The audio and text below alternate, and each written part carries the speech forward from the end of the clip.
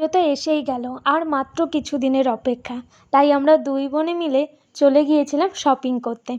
চলে এলাম মসলন্দপুর স্টেশনে, সেখান থেকে প্রথমেই গেলাম চাঁদপাড়ায়। আগে পেট পুজো, তারপরে শপিং।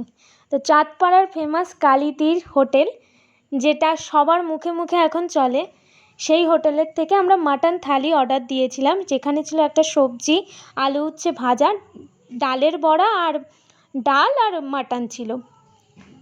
কালীদি আর মিষ্টিদির ফটো আছে এখানে।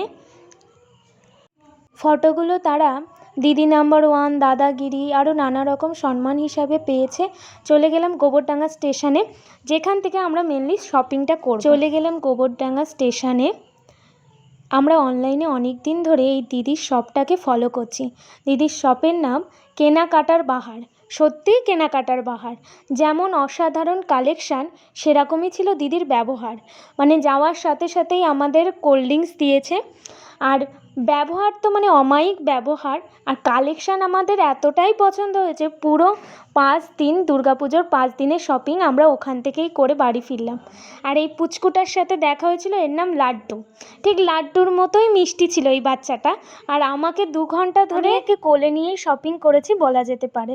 মানে কোল থেকে নামালেই এ কান্নাকাটি শুরু করে দিচ্ছে। জানি না অচেনা মানুষ কীভাবে আপন করে নেয় বাচ্চারা। সত্যি এই এত মিষ্টি বাচ্চা, যার নাম লাড্ডু, সত্যিই লাড্ডুর মতো একদম মিষ্টি। আমি যেরকম শপিং করে মজা পেয়েছি, দিদির ব্যবহার তো অমায়িক ব্যবহার, তাতেও আমি খুব খুশি হয়েছি। আর বাচ্চাটার কথা বললেই না, বাচ্চাটার কাণ্ড দেখে আমি আরও বেশি মজা পেয়েছি। তাই বারবার দিদির শপে যাব, তোমরাও একবার ভিজিট করে আসতে পারো।